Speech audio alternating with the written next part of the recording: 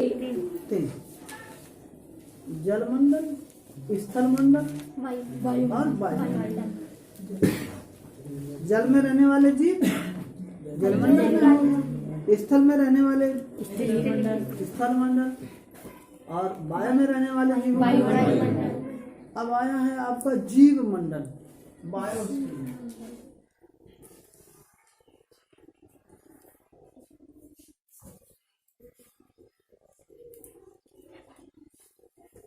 ये यानी कि ये कितना होता है तीनों मंडलों में, जल मंडल, वायुमंडल, स्थल मंडल, जिस क्षेत्र में जीव पाए जाए, चाहे जल मंडल का भाग हो, चाहे स्थल मंडल का भाग हो और चाहे वायुमंडल का हो, जहां पर जीव पाए जाए वो जीव मंडल। ठीक, जिस जगह पर जीव पाए जाए वो क्या हो गया? जीव मंडल। बाद में लिख लेना। अब दूसरा शब्द आया है आपका पारितंत्र। इसे हम दूसरा नाम भी दे देते हैं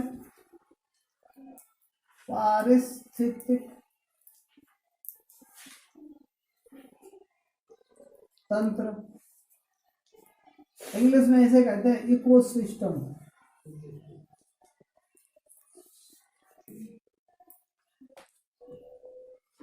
जीव मंडल में जैविक और अजैविक घटकों के बीच में जो संबंध होता है, जैसे हम लोग हैं, जीव हैं, हमारा अजैविक वस्तुओं से संबंध है।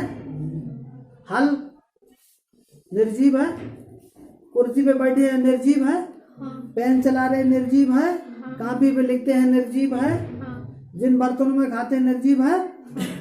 जैविक और अजैविक के बीच में जो संबंध होता है उसको हम पारितंत्र या पारिस्थितिक तंत्र कहते हैं। ऐसा तंत्र जिसमें जीव या जैविक और अजैविक घटकों के बीच में संबंध, इसे ऐसे कर दीजिए, relation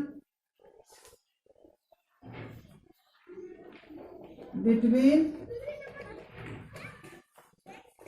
biotic and abiotic. Relation between biotic and abiotic, जैविक और अजैविक घटकों के बीच में जो संबंध होता है उसे हम पारितंत्र या पारिस्थितिक तंत्र कहते हैं। और इस शब्द का सबसे पहले प्रयोग करने वाले वैज्ञानिक थे टांसले। रट लेना है। ठीक, इन्होंने सबसे पहले प्रयोग किया था, सन था 1935। 1935 में इन्होंने पारितंत्र, पारिस्थितिक तंत्र या इकोसिस्टम का नाम दिया। किसने? वैज्ञानिक टांसले ने। या वो सन है 1935। घटक दो ही होते हैं, ये क्या होते हैं? एक बायोटिक एंड एबायोटिक, निर्जीव और सजीव। अब इनको दो भागों में हम बांट सकते हैं। एक हो गया पोषण के आधार पर, न्यूट्रिशन के आधार पर।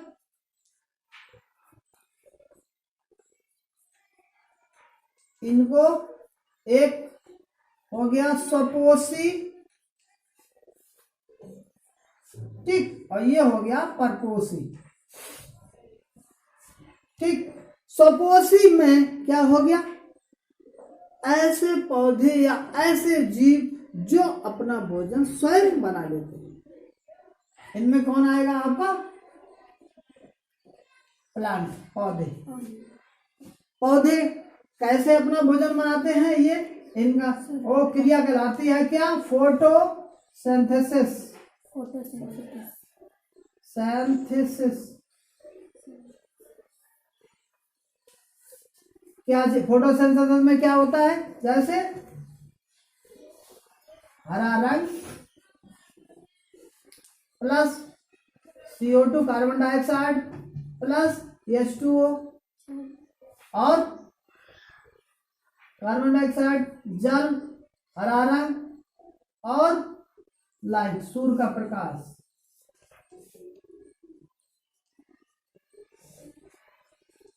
ये जैसे पत्ती पर सूर्य का प्रकाश पड़ता है, कार्बन डाइऑक्साइड वातावरण से ग्रहण कर लेता है पत्ती, और इसे जल जमीन से मिल जाता है, सूर्य का प्रकाश सूर्य से ग्रहण कर लेता है। इन चारों को मिलाकर जो क्रिया होती है वो क्रिया आपकी कहलाती है फोटोसिंथेसिस।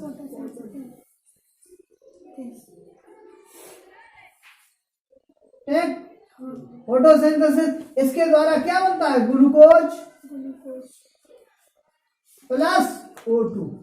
ग्लूकोज इन पौधों का भोजन हो गया, ऑक्सीजन जो हमारे लिए प्राणवायु है, पौधों के द्वारा बनाई हुई ऑक्सीजन ही हम सांस द्वारा ग्रहण करते हैं, तो वो हमारे लिए क्या है? प्राणवायु है, ऑक्सीजन। अच्छा, ये पौधे जो अपना भोजन बनाते हैं, जैसे हम लोगों के लिए हम कहते हैं पौधे हमारे लिए भगवान है, हमें ऑक्सीजन देते हैं, इस लिहाज से पौधे थोड़े ही ऑक्सीजन बनाते हैं कि हम जीवधारियों को ऑक्सीजन देंगे, ये हमारी नाम बड़ी करेंगे, ये कहेंगे कि ये बहुत जन्म दानदाता है, हमारी मदद करते हैं। नहीं, तो इनका उद्देश्य, पौधों का उद्देश्य क्या है? केवल अपना भोजन बनाना। पौधों का उद्देश्य क्या है? अपना भोजन बनाना, ग्लूकोज बनाना, और ये ऑक्सीजन है, ये बाई प्रोडक्ट है, माने सह उत्पाद। क्या है? ये दूसरा उत्पाद है। उत्पादन जो हो गया, मेन क्या है? ग्लूकोज हो गया। अब ये स्वपोषी हो गया। स्वपोषी माने स्वयं पोषण करने वाला, माने स्वयं अपना भोजन बना ले। जीवधारियों में भी एक पौधा है, वो जीव है, क्या नाम है उसका? भूल गए? युग्लिना। इसके ऊपर हरे रंग की पट्टी पाई जाती है, यानी हरा रंग इसके पाया जाता है, और जल में ये रहता है, और सूर्य का प्रकाश मिल जाता है।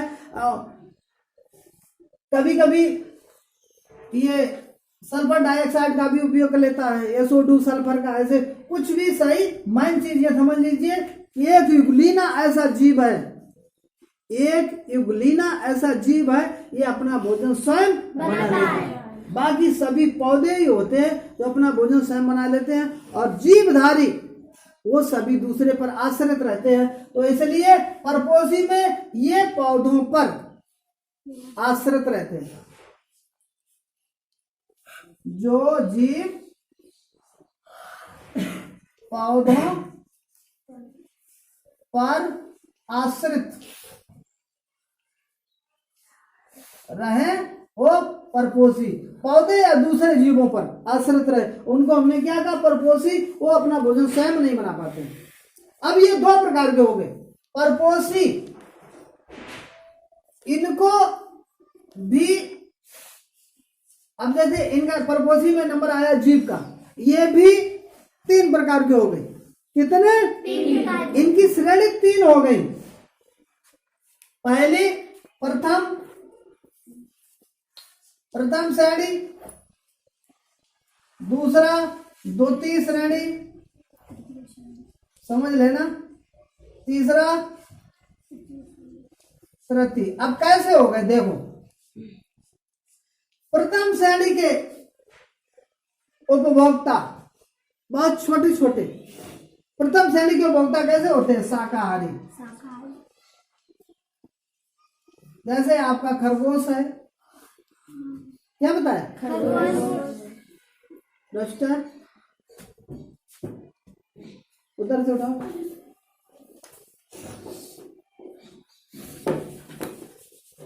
ये शाकाहारी है, ये मांस नहीं खाते हैं, केवल घास कूड़ा खाते हैं। जैसे आपका खरगोश हो गया, ये प्रथम श्रेणी के उपभोक्ता हो गए। इन्होंने क्या खाया? घास। द्वितीय श्रेणी के उपभोक्ता, इसको ये खाए। प्रथम श्रेणी के उपभोक्ता को खाए खरगोश को कौन खाएगा? लोमड़ी। ये कैसा हो गया? द्वितीय श्रेणी का उपभोक्ता हो गया। तीसरा लोमड़ी को कौन खाएगा? चीता।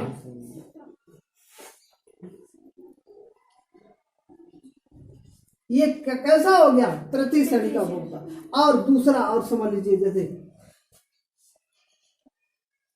खरगोश के अलावा में छोटी मछलियों को खाया बड़ी मछलियों ने, बड़ी मछलियों को खाया सांप ने, उसको खाया बाज ने, ये भी क्रम बना होता है। यानी कि कीड़े मकोड़ों को मेंढक खा लेता है, कीड़े मकोड़ों को मेंढक को खाया सांप ने, और सांप को खाया मोर या बाज ने।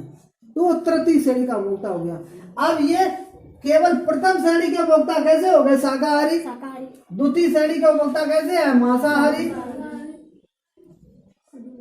तृतीय श्रेणी का उपभोक्ता कैसे है? मांसाहारी।